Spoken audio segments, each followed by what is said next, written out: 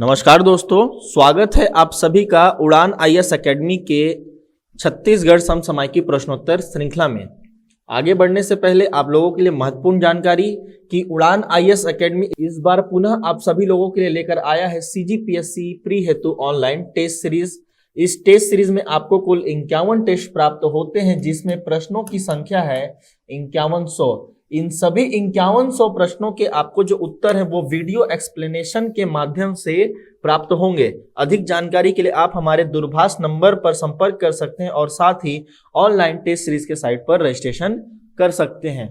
एक और बहुत महत्वपूर्ण अनाउंसमेंट की उड़ान समसामयिकी विशेषांक मार्केट में उपलब्ध हो चुका है। ये राज्य के सभी प्रमुख बुक डिपो में आपको मिलेंगे। आप जल्द से जल्द इसे परचेज करके अपने तैयारी को और सशक्त बनाइए। 10% से अधिक प्रश्न समसामयिकी घटनाओं पर आधारित हैं, जिन्हीं की आधार पर ही इन बुक को तैयार किया गया है। बढ़ते हैं दोस्तों हमारे आज के पहले प्रश्न की ओर। हमारा आज का पहला प्रश्न ही हमारे पिछले प्रश्न से रिलेशन है। तहसील पुनर्गठन के पश्चात राजनांदगांव जिले में कितने तहसील हैं? वर्तमान में आपको तहसील बताने हैं कि वर्तमान में राजनांदगांव जिले में कितने तहसील हैं। ठीक, किसके पश्चात? तहसील पुनर्गठन के पश्चात। What is the number of tehsil in Rajnandgaon district after tehsil reorganization? Option है 7, 8, 9, 10। ठीक है दोस्तों, तो इसका उत्तर आप कहां करेंगे? कमेंट बॉक्स में करेंगे। हर बार ये 10th नंबर का क्वेश्चन होता था, इस बार ये पहला है। इसका उत्तर आप अधिक से अधिक संख्या में कीजिए। कहां? कमेंट बॉक्स में। इसका उत्तर मैं आपको कल देता हूं। कल की कड़ी में मैंने आपको रायपुर का पूछा था, ठीक है, कि रायपुर में वर्तमान में तहसील की संख्या कितनी है। तो आप याद रखिए कि वर्तमान में 6 तहसील है रायपुर में। ठीक है, कितनी तहसीलें हैं? 6 तहसील है दोस्तों। 6 तहसील में है आरंग, अभनपुर, तिल्दा, रायपुर, खरोरा और गोबरा नवापारा। तहसील के पुनर्गठन से पहले इस जिले में केवल पहले 4 तहसीलें हुआ करती थी, आरंग, अभनपुर, तिल्दा और रायपुर। लेकिन 23 तहसील का जब गठन किया गया 11 नवंबर के पश्चात नोटिफिकेशन से यहाँ 2 तहसीलें और बनी हैं, वो है खरोरा और गोबरा नवापारा। तो याद रखिएगा दोस्तों कि रायपुर में वर्तमान में तहसील की संख्या कितनी होगी? वो होगी 6। ठीक है, तो वर्तमान में रायपुर में 6 तहसीलें हैं। लेकिन जब मैं बात करूंगा विकास खंड की, तो विकास खंड कितने होंगे? तो दोस्तों विकास खंड की संख्या होगी 4। ठीक है, तो अभी भी रायपुर में 4 विकास खंड है। खरोरा और गोबरा नवापारा विकास खंड नहीं है। इसके साथ दोस्तों आप ये भी याद रखिए कि रायपुर भी विकास खंड नहीं है। रायपुर के जगह जो विकास खंड है वो है धरसीवा। ठीक है, धरसीवा विकास खंड है यहाँ पास। मतलब आरंग, अभनपुर, तिल्दा और धरसीवा, ये 4 विकास खंड कहाँ है? रायपुर जिले में है और 6 तहसीलें हैं। समझ में आ गया दोस्तों। बढ़ते हैं अगले प्रश्न की ओर। अगला प्रश्न है, पर्यटन क्षेत्र सोनकुंड राज्य के किस जिले में स्थित है? ठीक है, हमें बताना है कि यह सोनकुंड राज्य के किस जिले में स्थित है। ठीक, the tourist zone Sonkund is located in which district of the state? अगर आप पहले इस क्वेश्चन को बनाते तो आप बिलासपुर लगा देते हैं आंसर, जो कि पूर्ण रूप से गलत होगा। इसका सही उत्तर है गोरेला, पेंड्रा, मरवाही, जो कि छत्तीसगढ़ राज्य का 28वां जिला है। उस समय इस जिले में यह शामिल हो चुका है। ठीक है, पहले से ये बिलासपुर में होता था, लेकिन कट के जब गोरेला, पेंड्रा, मरवाही बनता है तो उस क्षेत्र में ये चले जाता है सोनकुंड। तो पर्यटन क्षेत्र कहाँ मिलेगा? सोनकुंड आपको गोरेला, पेंड्रा, मरवाही में मिलेगा। अगला प्रश्न भी पर्यटन क्षेत्र से है दोस्तों। यह पर्यटन क्षेत्र कोविड से रिलेटेड है। कोविड से कैसे रिलेटेड है बताता हूं मैं। पर्यटन क्षेत्र मचनार हिल राज्य के किस जिले में स्थित है? ठीक है, in which district of the state is tourist zone Machnar hill located?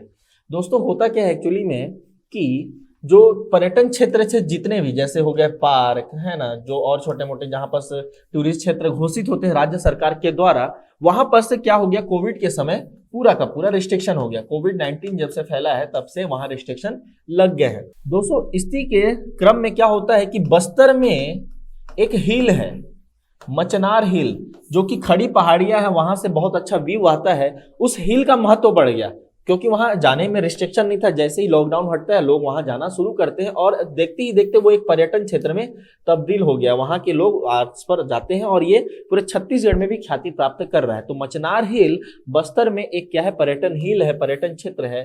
ठीक, खड़ी पहाड़ियों वाला क्षेत्र है, बहुत अच्छा सुंदर जगह है। हो सके तो अभी वहां जाइए, उधर के हैं तो आप अभी जाइए। ठीक, अभी मतलब प्लान करके जाइएगा। ठीक है, बढ़ते हैं अगले प्रश्न की ओर। अगला प्रश्न है, आवापल्ली गुफा राज्य के किस जिले में स्थित है? ठीक, पर्यटन है, साथ में यहाँ के क्षेत्र के विकास के लिए अभी ही सरकार ने बहुत सारी योजनाएं चला रखी हैं। ठीक, इसीलिए क्वेश्चन बनता है कि आवापल्ली गुफा राज्य के किस जिले में स्थित है? In which district of the state is the Awapalli cave located? ठीक है, तो ये प्रश्न आया हुआ है बहुत सारे एग्जाम में, व्यापम में, सीजीपीएससी में। इसका उत्तर आप जानते हैं भली भांति। जी हाँ, इसका उत्तर क्या है? बीजापुर ही है। इसका उत्तर बीजापुर होगा, सुकमा नहीं है, बस्तर नहीं है, नारायणपुर भी नहीं, इसका उत्तर बीजापुर है। आवापल्ली गुफा अपने बीजापुर में मिलता है। अगला प्रश्न है, मुख्यमंत्री हाट बाजार क्लिनिक योजना का कब शुभारंभ किया गया है? ठीक, इसके ऊपर एक लेख छपा है कि इस योजना से बहुत लोगों को लाभ मिल रहा है। क्यों मिल रहा है? क्योंकि लगभग बहुत सारे ग्राम पंचायतों में क्या होता है, हाट बाजार लगता है, छोटे छोटे बाजार लगते हैं। इन्हीं बाजारों में जाकर क्या करते हैं, मोबाइल मेडिकल यूनिट है, ठीक, यहीं पास जाते हैं बाजारों में और लोगों का यहाँ पर स्वास्थ्य का जांच किया जाता है, मुफ्त किया जाता है। इसलिए ये बहुत ज्यादा अच्छा योजना माना जा रहा है। ठीक, लोग बाजार आते ही हैं, बाजार में आए, इसके साथ से स्वास्थ्य का भी जांच उन्होंने करा लिया। अलग से हॉस्पिटल जाने की, अलग से कहीं और जाने की जरूरत नहीं पड़ती है। When was the chief minister Haat Bazaar clinic scheme launch? ठीक, तो इसका जो लॉन्च किया गया एक महान पुरुष के नाम पर किया गया, उनके जन्म दिवस के दिन किया गया था।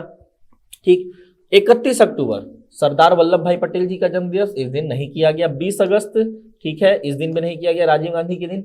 2 अक्टूबर बापू का जन्मदिन, 2 अक्टूबर 2019 बापू के जन्मदिन के दिन इसका क्या किया जाता है, लॉन्च किया जाता है, इसका शुभारंभ किया जाता है। 19 नवंबर को भी नहीं किया, आयरन लेडी का जन्मदिन है हमारे इंदिरा गांधी जी का। ठीक है, तो याद रखिए 2 अक्टूबर 2019 को इस योजना को लॉन्च किया गया था। इसके साथ दोस्तों और क्या याद रखना है, इसके साथ आपको यह भी याद रखना है कि 2 अक्टूबर को और भी बहुत सारी योजनाएं लॉन्च हुई हैं। 2 अक्टूबर को देखा जाए तो कुल 5 बड़ी योजनाओं का क्या किया गया, शुभारंभ किया गया है।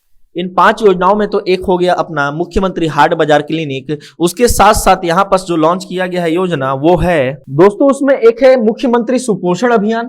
ठीक है, मुख्यमंत्री सुपोषण अभियान है, एक है छत्तीसगढ़ सार्वभौम पीडीएस, एक है मुख्यमंत्री हाट बाजार क्लिनिक जो कि इससे प्रश्न पूछा गया, एक है मुख्यमंत्री शहरी स्लम स्वास्थ्य योजना और एक है मुख्यमंत्री वार्ड कार्यालय योजना। ठीक, तो 5 यहाँ योजनाएं लाई गई हैं। ठीक, कैसे याद रखेंगे आप? सुपोषण है, शहरी स्लम स्वास्थ्य योजना है, हाट बाजार क्लिनिक योजना है, फिर खाना देना है तो सार्वभौम पीडीएस भी है और इसके साथ साथ वार्ड कार्यालय भी है। ठीक, तो इन 5 योजनाओं को एक साथ यहां पर लॉन्च किया गया था 2 अक्टूबर 2019। बहुत इंपॉर्टेंट, कुट बनाकर पूछ सकता है या फिर पूछ सकता है कि इन 4 में से कौन नहीं है, तो 3 का नाम डाल देगा, 5 में से एक कोई और योजना का नाम डाल देगा वहां पास। तो इस प्रकार से क्वेश्चन को यहां मॉडिफाइड करके पूछा जा सकता है। ठीक है, तो याद रखिएगा कि इन 5 योजनाओं को 2 अक्टूबर 2019 को क्या किया गया था, लॉन्च किया गया था। अगला प्रश्न हमारा है, राम वन गमन पथ के विषय पर शोध का कार्य किस संस्था के द्वारा किया गया? मोस्ट इंपॉर्टेंट प्रश्न। ठीक, राम वन पथ गमन पूरे अपने चरम पर है। ठीक, बहुत ज्यादा तेजी से विकास किया जा रहा है, पर्यटन के क्षेत्र में बहुत ज्यादा कार्य हो रहे हैं इस पर। तो इसका पथ का जो यहाँ पर क्या है, शोध कार्य था, वो किस संस्था ने किया था, ये भी बहुत इंपॉर्टेंट प्रश्न हो जाता है। मैं आपको रोज बता रहा हूं कि बुक कौन सा था, किस राइटर का था, कितने क्षेत्र हैं, कितने चरण में ये काम हो रहा है। वर्तमान में कितने 9 क्षेत्रों का चरण चल रहा है, प्रथम चरण में टोटल 51 है और जो बुक है उसमें 75 है, मनुलाल यदु जी की बुक के आधार पर। लेकिन यह शोध कार्य किसने किया, इस पर भी प्रश्न पूछा जा सकता है कि इस संस्था का नाम क्या था। Which organisation has done research work on the topic of Ram Van Gaman Path? ठीक है, पहला ऑप्शन है छत्तीसगढ़ राम वन गमन समिति बिलासपुर, जी बिल्कुल नहीं। ठीक, समिति रायपुर, जी बिल्कुल नहीं, समिति तो नहीं है, वो अस्मिता प्रतिष्ठान है जो कि कहां की है, रायपुर की है। तो याद रखिएगा छत्तीसगढ़ अस्मिता प्रतिष्ठान कहां का, रायपुर का, न कि बिलासपुर का। ठीक है, बिलासपुर नहीं, वो रायपुर में लोकेटेड है छत्तीसगढ़ अस्मिता प्रतिष्ठान। इसी संस्था के द्वारा, इसी प्रतिष्ठान के द्वारा क्या किया जा रहा है, फाउंडेशन के द्वारा शोध कार्य किया जा रहा है राम वन गमन पथ पर। ठीक है दोस्तों, बढ़ते हैं, मूव ऑन करते हैं अगले प्रश्न की ओर। बहुत इंपॉर्टेंट प्रश्न, अब से ऐसे प्रश्न के लाऊंगा जो कि आपके एग्जाम पॉइंट ऑफ व्यू से बहुत इंपॉर्टेंट हो। फिर अगला प्रश्न है हमारा कि राज्य में प्रति व्यक्ति आय कितनी है। क्वेश्चन पूछता है कि राज्य में प्रति व्यक्ति आय कितनी है। State has per capita income in terms of gross domestic product constant price. Per capita income पूछा है, पूछा क्या है, पर कैपिटा इनकम। मार के क्या आ जाएंगे आप, 98,281। पूर्णतः गलत, पूर्णतः क्या हो जाएगा, ये गलत हो जाएगा। पर कैपिटा इनकम पूछ रहा है लेकिन वो जीएसडीपी का पूछ रहा है।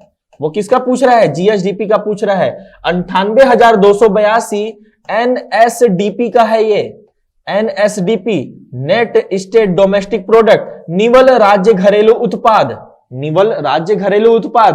उसमें से भी ये प्रचलित भाव का है, उसमें से भी ये क्या है, प्रचलित भाव का है। यहां पर जो क्वेश्चन पूछा गया वो जीएसडीपी का पूछा गया है कि जीएसडीपी में वो भी कांस्टेंट प्राइस का बताइए, स्थिर भाव का बताइए। तो जीएसडीपी में एक स्थिर भाव का भी होगा और एक प्रचलित भाव का भी होगा। ठीक है, तो क्वेश्चन समझ में आ गया कि पूछ किसको रहा है, जीएसडीपी का स्थिर भाव पूछ रहा है। कंफ्यूजन कि सर किसको याद करूं, अब किसको ना याद करूं, मैं बताता हूं किसको याद करना है किसको नहीं याद करना, फिर से लिखता हूं मैं इसे। देखिएगा एनएसडीपी जो कि एक्चुअली यहां पर प्रति व्यक्ति आय को डिनोट करता है, जीएसडीपी ठीक ये भी डिनोट करता है, लेकिन इससे शुद्धतम कौन सा है, एनएसडीपी है। दोनों है लेकिन शुद्धतम एनएसडीपी है। अब यहां पास या तो प्रचलित होगा या तो वो क्या होगा, स्थिर होगा, दोनों में से कोई एक होने वाला है। ठीक, तो यहां पास एनएसडीपी प्रचलित भाव है 98,281। ठीक है, 98,281 ये क्या है, प्रचलित भाव पर एनएसडीपी पर है। तो ये प्रति व्यक्ति आय 98,281 है प्रचलित भाव पर एनएसडीपी में। एनएसडीपी को हम बोलते हैं निवल राज्य घरेलू उत्पाद। ठीक है, निवल राज्य घरेलू उत्पाद। तो आपसे पूछा कि प्रति व्यक्ति आय बताइए निवल राज्य घरेलू उत्पाद पर, तो उसमें भी प्रचलित भाव लिख देगा, तो आप आंसर क्या लगाएंगे, 98,282। अब पूछ दिया स्थिर भाव पर, तो स्थिर भाव का डाटा गवर्नमेंट शो नहीं करती, ना कि इकोनॉमी सर्वे में भी नहीं है, और मुझे अभी पर्सनली नहीं मिला। अगर मिलता है तो मैं आपको यहाँ अपडेट कर दूंगा। ठीक, तो स्थिर भाव का डाटा इकोनॉमी सर्वे में तो नहीं है। जीएसडीपी का दोनों डाटा है। प्रति व्यक्ति आय बताइए आप जीएसडीपी के टर्म में, जीएसडीपी मतलब सकल राज्य घरेलू उत्पाद।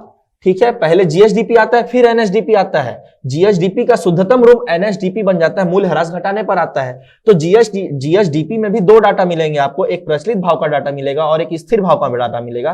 तो प्रचलित भाव के अनुसार 1,12,318 है और स्थिर भाव के अनुसार है 83,075। ठीक है, तो ये तीन डाटा आपको याद करना है। तो अभी वर्तमान के क्वेश्चन के आधार पर उत्तर क्या होगा आपका, उत्तर होगा ऑप्शन नंबर सी 83,075।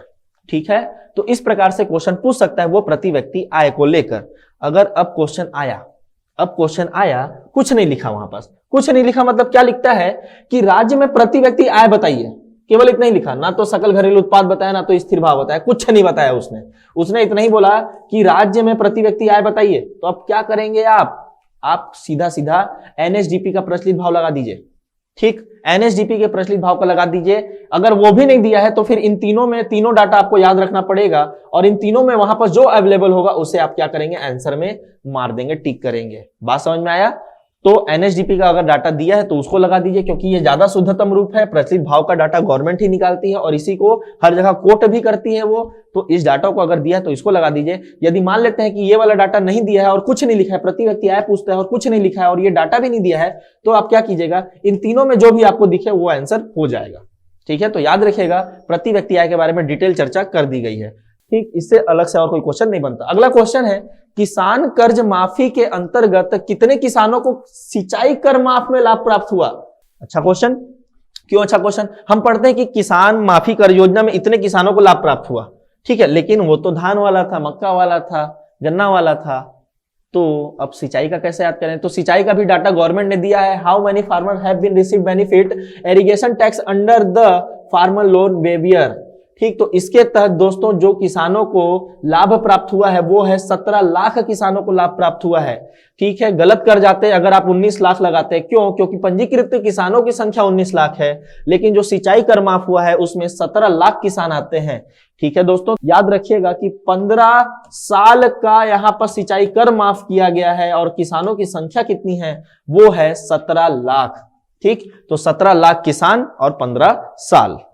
दोस्तों यहां पर आप ये भी याद रख सकते हैं कि 244 करोड़ रुपए क्या किया गया है, माफ किया गया है। ठीक है, तो याद रखिएगा 15 साल में 244 करोड़, मतलब 15 सालों का 244 करोड़, और लाभान्वित किसान कितने हैं यहाँ पास, 17 लाख है। अगला प्रश्न इंपॉर्टेंट करंट अफेयर्स की दृष्टि से कि राज्य अलंकरण सम्मान पंडित रविशंकर शुक्ल 2020 किन्हें प्रदान किया गया है। State ornament award Pandit Ravishankar Shukla who take. ठीक है, मतलब 2020 का ये अवार्ड किसने टेक किया है, अपने पास रखा है। तो यहाँ पर पहला ऑप्शन है आचार्य श्री रमेंद्रनाथ मिश्र, दूसरा ऑप्शन है श्री बैजनाथ शर्मा, तीसरा है रामनाथ तिवारी और चौथा है श्री महावीर प्रसाद।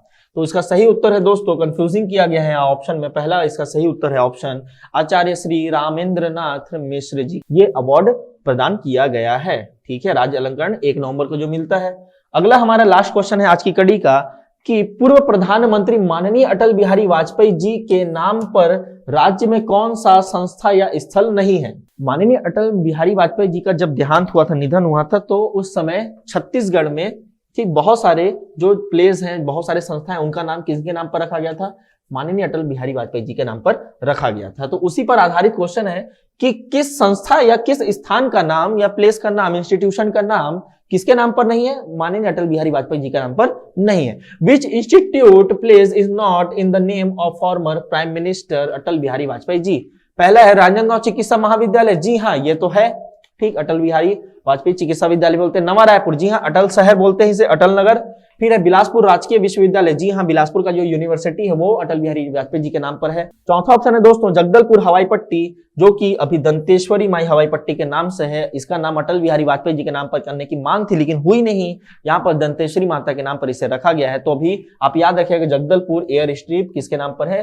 दंतेश्वरी माता के नाम पर, अटल बिहारी वाजपेयी जी के नाम पर नहीं है। तो आंसर क्या हो जाएगा हमारा? Option number D. ठीक है दोस्तों, तो आज की कड़ी का ये रहा आंसर की। आशा करता हूं कि आप सभी को ये सभी प्रश्न पसंद आए होंगे। पसंद आने पर आप इसे जरूर लाइक कीजिए, कमेंट कीजिए आंसर नंबर 1, क्वेश्चन नंबर 1 का आंसर, और आप हमारे YouTube चैनल को सब्सक्राइब कीजिए और अपने दोस्तों के साथ इस सीरीज को शेयर कीजिए ताकि अधिक से अधिक लोगों को इससे लाभ प्राप्त हो सके, हमारी इस पहल का अच्छा उपयोग हो सके। मैं मिलता हूं आपसे कल की कड़ी में, तब तक के लिए जय जोहार, जय छत्तीसगढ़।